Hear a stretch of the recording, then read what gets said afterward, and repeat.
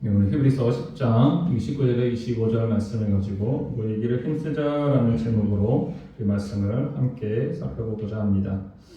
자, 세상에는 우리 수많은 모임들이 있습니다. 그렇죠? 특별히 우리 대한민국에 보면은 모이는 것을 참 좋아하는 것 같아요. 그렇죠? 왜냐하면은 우리 뭐 동호회, 동아리, 뭐 여러 그룹들이, 소그룹들이, 공동체들이 많이 형성되어져 있는 모습들을 보게 됩니다. 그래서 어느 곳에 소속되어져 있다는 것에 대한 어떤 안정감, 그런 마음들이, 그런 심리가 우리 가운데 있는 것을 보게 됩니다.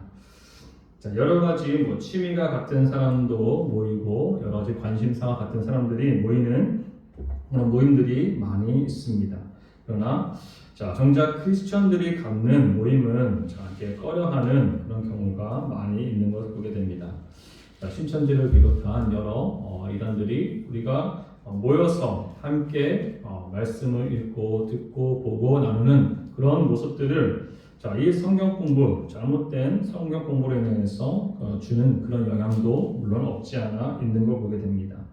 그러나 성경은 우리에게 말씀하기를 우리는 주님 안에서 모이기를 힘써야 될 줄로 믿습니다. 주님 옆에 나오는 것을 결코 주저할 필요가 없는 줄로 믿습니다. 주님께서는 마지막 때가 될수록 사람들이 모이기를 패하는 자들이 있다라고 오늘 본문 25절 말씀에도 나타내고 있는 줄로 믿습니다.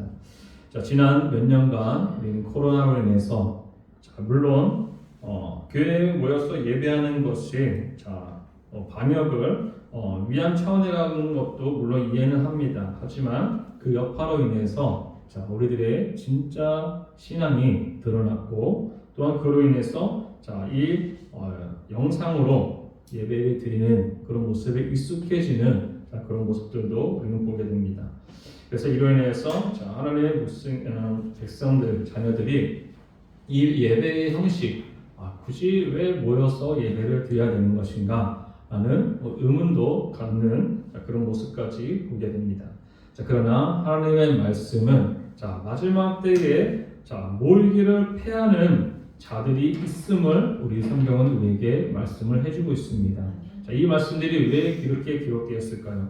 점점점 모이지 마라, 그죠? 예배하지 마라, 찬양을 작게 해라, 여러 등등 여러 가지 일들이 우리 가운데 나타나게 된다는 것입니다. 그런데 그러면 그럴수록 하나님을 믿는 하나님의 자녀들은 바로 이 안에서 모이기를 패하는 자들의 습관을 따라가지 말고 우리는 하나님의 말씀을 기준으로 하나님의 말씀에 따른 모이는 습관이 우리 가운데 자리 잡아야 될 줄로 믿습니다. 그렇다면 왜 우리는 모여야 되는가? 모여서 뭐 하죠? 예배를 드립니다. 그죠? 모여서 기도 제목도 나누고 성경 말씀도 공부하고 여러 믿음 안에서 아름다운 교제도 물론 이루어질 수 있다는 것입니다. 성경의 역사를 보면은 위기를 맞을 때에 혹은 어려움을 당할 때에 그들은 모이기 시작했습니다. 제가 모인다, 모여라 이런 단어를 검색하니까 성경에 엄청나게 많은 부분에서 모여서라는 단어들이 이렇게 등장합니다. 근데 또 그에 따른 가장 많이 등장하는 단어가 모였다, 그 뒤에 뭐가 나오냐면은 기도했다라는 단어가 많이 등장하는 것을 보게 됩니다. 그래서 성경은 위기 때마다 많은 이들이 각자가 하나님을 찾고 각자가 기도해라 라고 말씀을 나누기보다 함께 모여서 하나님을 찬양하고 하나님을 경배하고 하나님께 예배하라 라는 그런 말씀을 우리 가운데 주신 줄로 믿습니다. 그래서 대부분의 성경에 등장하는 문제는 대부분의 상당 부분이 어떤 문제였습니까? 바로 그 이스라엘 백성들이 가지고 있는 그 신앙의 문제였음을 우리는 보게 되는 것입니다. 즉 하나님과의 관계가 어떠하게 형성되느냐에 따라서 그들이 위기를 맞기도 하고 전쟁을 맞이하기도 했다는 사실입니다. 겉으로 봤을 때는 다양한 형태로 문제가 우리에게 다가온 것 같지만 결국 가장 큰 문제는 무엇이냐? 우리가 가진 신앙의 문제, 하나님과의 관계의 문제임을 성경은 우리에게 말씀을 해주고 있다는 사실입니다. 그렇다면 우리는 모여서 무엇을 하게 되는가? 왜 모여야 되는가? 자, 우리 첫 번째 대지를 살펴보시면 자, 하나님의 말씀을 듣기 위해 우리는 모여야 될 줄로 믿습니다. 자, 히브리서 20장 29절 말씀 우리 본문 말씀이죠. 자, 그러므로 형제들아 우리가 예수의 피를 힘입어 성소에 들어갈 담력을 얻었다라고 말씀하고 있습니다. 자, 그전에는 성소에 들어갈 수 있는 자격은 물론 없을 뿐만 아니라 그런 여건도 여락하지 않았습니다. 자, 그러나 예수 그리스도를 통하여서 그 성소의 휘장이 무너지고 이제 주님께 하나님 앞에 가까이 갈 수 있는 길이 열리게 되었다는 사실입니다. 즉 예배의 형식 또한 이제 바뀌게 되었다는 것입니다. 자, 대제사장이신 예수 그리스도를 통해 하나님께 직접 나아갈 수 있는 길이 열리게 되었다는 사실입니다. 자, 하나님께서는 물론 어느 곳에나 계시지만 특별히 그 성전에서 교회에서 하나님의 임재가 함께하는 곳에 나와서 하나님의 말씀을 듣고 나누기를 원하고 계신 줄로 믿습니다. 자, 우리 전도서 5장 1절 말씀을 보면은 읽을 때 있나요? 없네요. 자, 제가 읽어드릴게요. 자, 너는 하나님의 전에 들어갈 때에 내 발을 삼갈지어다. 가까이하여 말씀을 듣는 것이 우매자의 제사 드리는 것보다 나으니라라고 말씀을 해주고 있는 줄로 믿습니다. 즉 교회를 가까이하며 말씀을 가까이하는 자의 발은 복된 발이다라고 기록을 하고 있다는 사실입니다. 자, 하나님의 말씀을 들려주는 것, 그것은 우리가 회복할 수 있는 기회를 맞이하는 것이고 또한 회개할 수 있는 기회 그리고 회복할 수 있는 기회를 우리가 얻게 되는 줄로 믿습니다. 자, 우리가 잘 알고 있는 베레아 사람들은 사도행전 17장 11절 말씀이 나타나죠. 자, 그들은 말씀을 들었음에도 정말 그러한가 아니한가 돌아가면서 그 말씀을 다시 한번 상고하였다라고 말씀을 해주고 있는 걸 보게 됩니다. 자, 우리는 말씀을 한번 듣고 바로 회개하고 바로 돌이키면 얼마나 좋겠습니까? 즉각적인 하나님의 은혜가 임한다면 너무나 좋을 것입니다. 하지만 말씀을 들어도 깨닫지 못하고 말씀을 들어도 아무런 요동과 변화가 없다.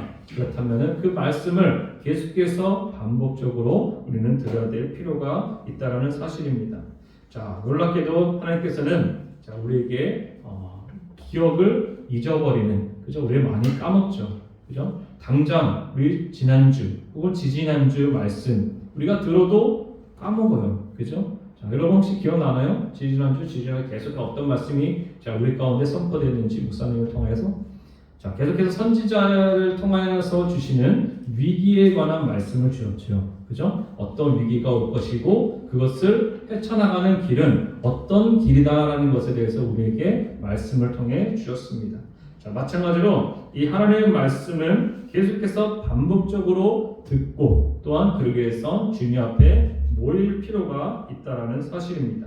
또한 데살로니가 전서 2장 13절 말씀, 우리 같이 읽어보겠습니다. 시작.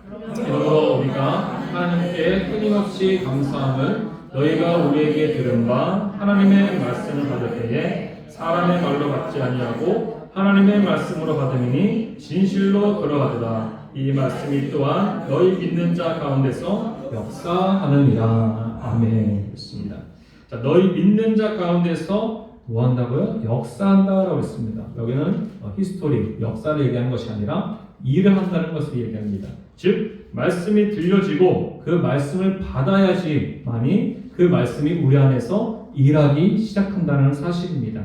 자, 하나님의 말씀은 살아서 운동력이 있다라고 말씀하셨죠. 자, 그 말씀이 운동력 있게 되기 위해서는 우리가 말씀을 어떻게 해요? 사람의 말로 받지 아니하고 하나님의 말씀으로 받아야 될 줄로 믿습니다.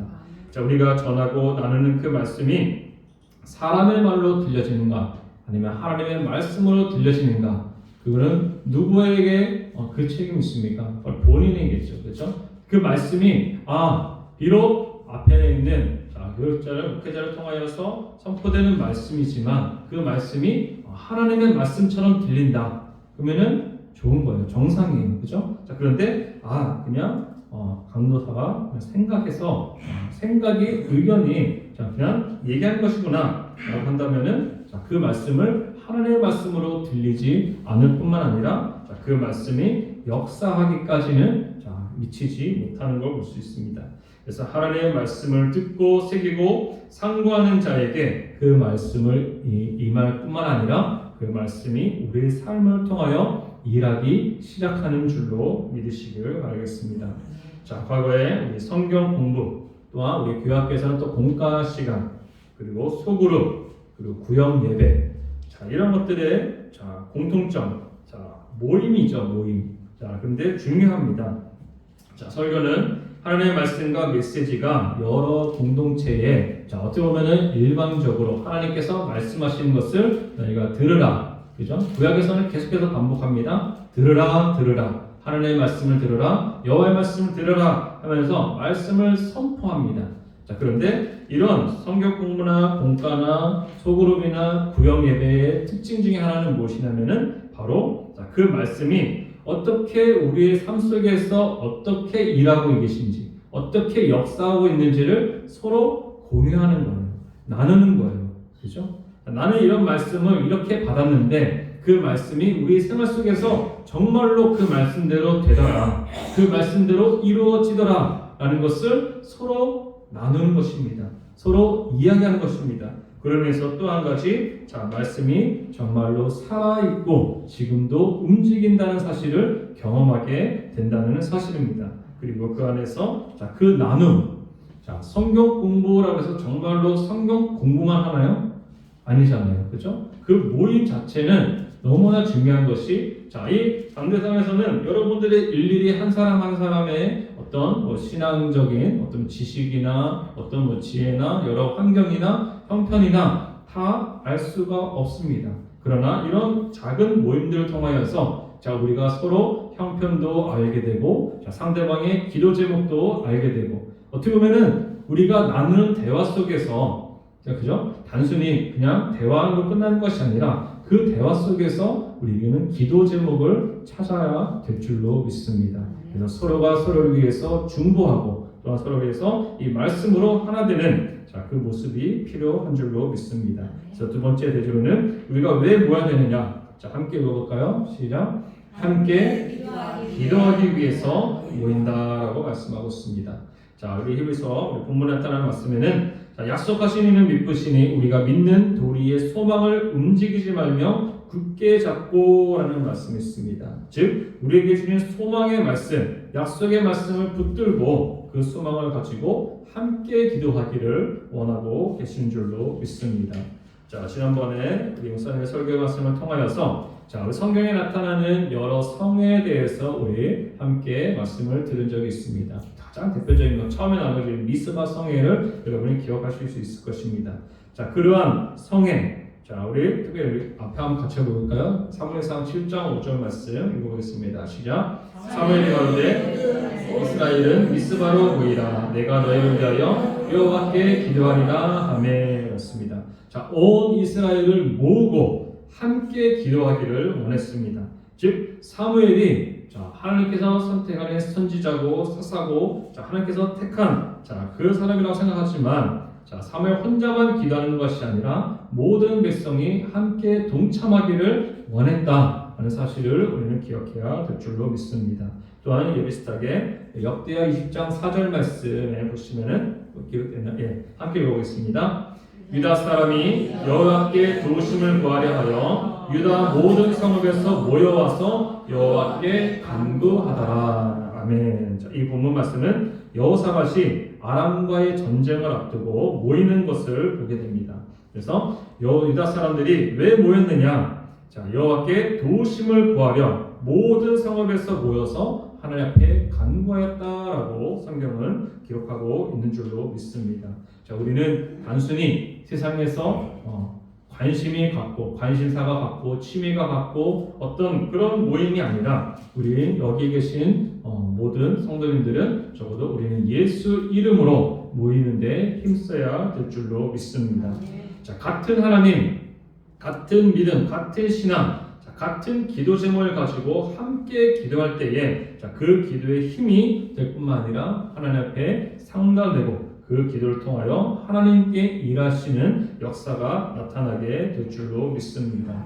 자, 모여서 함께 기도하고 할 때에 자, 우리 유명한 우리 평양 부흥운동회도 마찬가지죠. 자, 한 사람이 모였을 때에 자, 함께 자신의 죄를 많은 사람들 앞에 고백한다는 것은 결코 쉬운 일이 아닙니다. 내 수치를 드러낸다, 내 부끄러움을 드러낸다, 결코 쉬운 일이 아닙니다. 자, 제가 큐티를 하고 있는 큐팅이라는 그 책으로 이렇게 큐티를 하는데 거기도 보면은 매일같이 하루같이 이렇게 한쪽에는 말씀과 한쪽에는 말씀 해설 그리고 그 옆에는 간증이 이렇게 하나씩 실립니다. 근데 그 간증들을 이렇게 나누면은 항상 아니 어떻게 이런 것까지 공개하나라는 싶을 정도로 물론 가명으로 이렇게 올리기도 하긴 하지만 어떻게 이런 죄를 솔직하게 그것도 공동체 앞에서 나타낼 수 있을까? 자, 저는 그 내용들을 쭉 보면서 하나같이 보면 여러 사람들이 많이 있어요. 바람 피는 얘기, 마약, 도박, 여러 가지 막 죄악들은 목록들이 남들에게 감추고 싶고 숨기고 싶은 그 죄악들이 하나둘씩 다 열거하는 모습을 보게 됩니다. 그러면서 그 공동체가 형성되어지고 그 공동체에서 나타나는 그 기도와 권면을 그 성도들이 들었을 때에 어떤 결과가 나타났는가에 대해서 그 말씀을 쭉 보게 되는데 정말로 하나님께서는 이렇게 혼자서 물론 골방에 들어가서 기도할 때도 있습니다. 필요합니다. 그러나 어떤 위기 앞에서 우리는 함께 모여서 함께 기도하기를 그 무엇보다도 원하고 계시는 줄로 믿습니다. 우리는 많은 사람들이 그 그럼에도 불구하고 힘들고 어려울 때가 있죠. 언제요? 금식도 하고 철야도 하고 열심히 기도했는데 응답이 없는 것 같고 오히려 더 상황이 안 좋아지는 것 같은 그런 위기를 우리는 맞이하게 되는 것을 보게 됩니다. 그럼에도 불구하고 끝까지 인내하며 기도할 때에 하나님께서는 가만히 계시는 것이 아니라는 것입니다. 우리 로마서 8장 26절 말씀 같이 한번 읽어볼까요? 시작. 이와 같이 성령도 우리의 연약함을 도우시나니 우리는 마땅히 기도할 바를 알지 못하나 오직 성령이 말할 수 없는 탄식으로 우리를 위하여 친히 간구하시느니라. 아멘. 그렇습니다. 성령께서 우리의 마음을 우리의 연약함을 아신다고 말씀하고 있습니다. 기도하는데 함께 모여 기도할 때에는 기도 제목이 있습니다. 이거는 같이 기도합시다 하면서 우리가 기도할 수 있을 것입니다. 그런데 때로는 기도해야 되는데 무엇을 기도해야 될지 알지 못할 때도 있습니다. 그렇죠? 그런데도 기도하라. 왜 그렇습니까? 성령께서 우리의 연약함을 도우신다. 그리고 마땅히 기도할 바를 우리는 알지 못하지만 성령께서 우리 마음속으로 말할 수 없는 탄식, 그죠? 안타까움과 애통한 마음을 우리 가운데 허락해 주시면서 기도 가운데 예를 들어서 어떤 사람들이 막 갑자기 떠올라요. 그리고 그 사람에 대해서 기도하고 싶은 마음이 생겨요. 이와 같은 다양한 방법으로 우리의 마음을 두드려서 우리 하나님께서는 기도하게 하시고 중보하게 하신다는 사실을 우리는 기억해야 될 줄로 믿습니다. 그래서 성령께서 그 기도 속에 우리 성경 말씀에도 보면은 여러 말씀이 있지만은 우리가 기도하는 내가 기도하지 못한다고 해서 그것에 피하는 것이 아니라 내가 기도하지 못하지만 기도의 뜨거운 그 자리에 함께 있으면 어떤 현상이 일어날까요? 그도 같은 은혜를 받게 되는 줄로 믿습니다. 그래서 다시 한번 이 말씀 속에 우리는 늘 깨어서 함께 모이기를 힘쓰며 모여서 뭐 하느냐? 그냥 세상 얘기하고 형편 얘기하고 관심사 얘기하고 나누고 거기에서만 그치는 것이 아니라 내가 한 주 동안에 어떤 말씀을 들었고 이 말씀이 내 삶 속에 어떻게 나타났으며 지금 그 약속의 말씀들이 어떻게 진행되어 가고 있는지 서로 공유하라는 것입니다. 나누는 것입니다. 그리고 저 사람에게는 이런 문제가 있구나, 이런 어려움이 있구나 그러면은 같이 기도해 주라는 것입니다. 그렇게 함께 모일 때에 기도는 배가 될 뿐만 아니라 그 응답도 역시 빠르게 응답이 되어지는 줄로 믿습니다. 세 번째로는 사랑과 선행을 우리는 격려하고자 모인다라고 말씀하고 있습니다. 우리 아까 읽었던 본문에 24절 말씀이죠. 함께 읽겠습니다. 서로 돌아보아 사랑과 선행을 격려하며 라고 말씀하고 있습니다. 자, 서로의 형편을 돌아다 보라라고 말씀하고 있습니다. 지난 우리 코로나로 인해서 물론 나라의 어려움도 지금 있고 여러 가지 있지만은 코로나 이후로 가장 많이 두드러진 것이 무엇이냐라고 봤더니 우울한 사람들이 숫자가 많이 늘어났다는 것입니다. 집 밖으로 나가서 혹은 내가 코로나를 걸렸는데 다른 사람들에게 옮기진 않을까. 그리고 그때 당시에 또 심했잖아요, 그죠? 걸린다고 했으면 저 사람 왜 가만히 안 있고 돌아다니면서 왜 이 사람 저 사람한테 전파하냐, 왜 퍼뜨리냐 하면 비난과 그런 손가락질하는 그런 모습들을 많이 썼어요, 그죠? 그것들이 우울증으로, 그죠? 우울하는 감정, 우울증까지 안 가더라도 우울한 사람들이 많이 있다라는 것을 우리는 보게 됩니다. 그런데 이러한 것들을 우리가 어떻게 알 수 있겠습니까? 그죠? 집 밖으로 안 나오는데 우리가 일일이 다 찾아가야 되는데 그걸 어떻게 알 수 있겠습니까? 그런데 이런 모임, 교회 안에서 함께 교제하는 것, 함께 모이는 것 속에서 우리는 서로가 가지고 있는 그런 문제들, 정말로 세상에서 친구도 이웃도 어느 곳에 가서 아무 내 마음속에 있는 것을 터놓을 대상이 없는 그런 사람들, 그런 사람들에게 우리는 뭐가 되어주겠습니까? 바로 예수님과 같이 그런 헐벗은 자, 굶은 자, 과부와 나그네와 연약한 자, 남들이 무시하고 알아주지 않는 그런 사람들에게 예수님께서는 그 죄인들을 친히 먼저 찾아가 주신 줄로 믿습니다.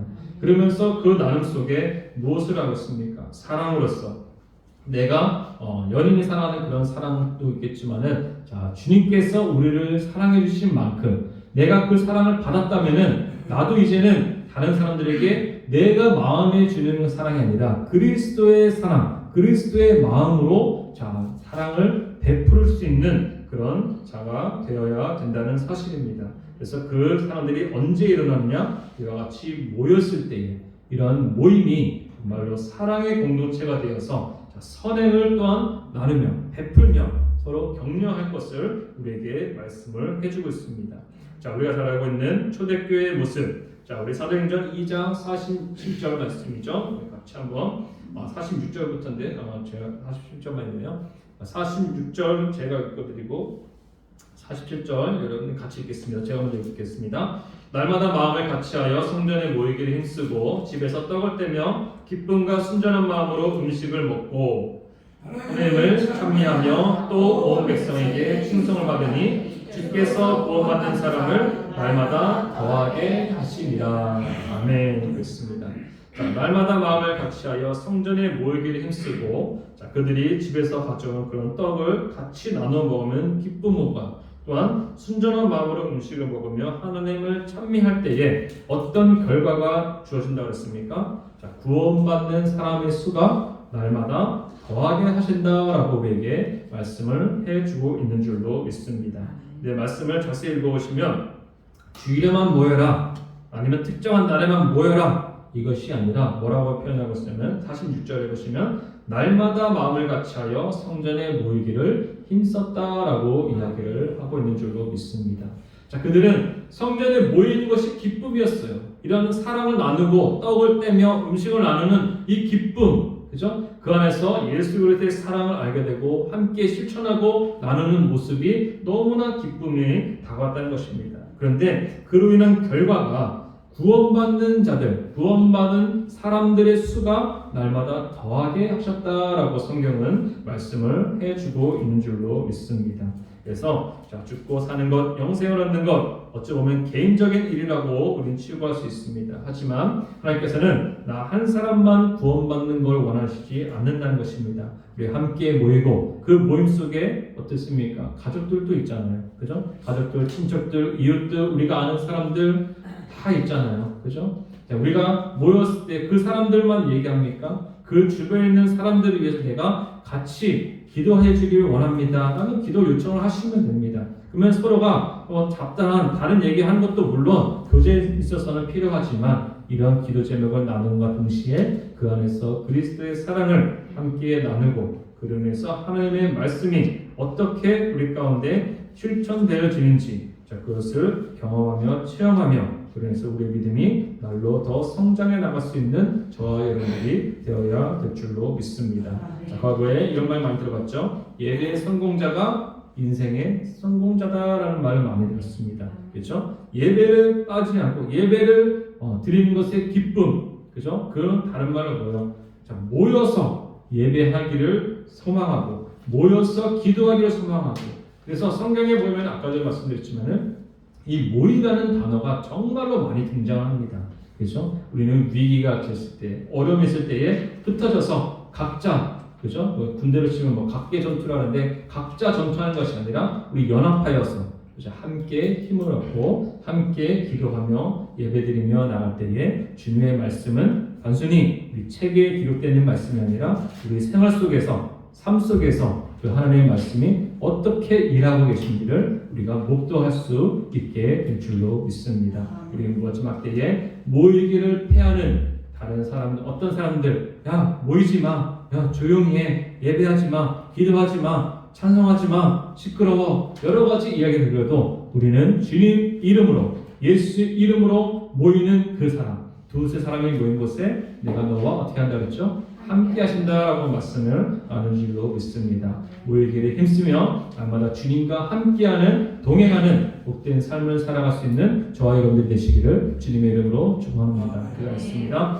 하나님 아버지 감사합니다. 이 시간 우리 하나님과 함께 말씀을 보았습니다. 주님, 정말로 마지막 때가 될수록 정말 모이지 말고 정말로 교회의 아버지 예배가 무너지고 또한 아버지 형식이, 아버지 문화가 아버지 하나님 교회 안에 들어와서 아버지 하나님 모이기를 패하는 아버지 하나님 자들이 나타난다고 말씀하고 있습니다. 주님, 하지만 이 말씀을 통하여서 다시 한번 그럴 때일수록 더더욱 모여서 하나님을 경배하고 또한 예배하며 또한 말씀을 들으며 또한 기도의 자리로 나눌 수 있도록 주님 이끌으시고 인도하여 주시옵소서. 우리가 받은 은혜를 서로 나누며 아버지 그리스도의 사랑을 나누며 선행으로 격려하며 아버지 서로를 일으켜 세울 수 있는 믿음의 아름다운 공동체가 될 수 있도록 주님 붙들어 주시옵소서. 모든 말씀 감사드리며 살아계신 예수 그리스도의 이름으로 기도드렸습니다. 아멘.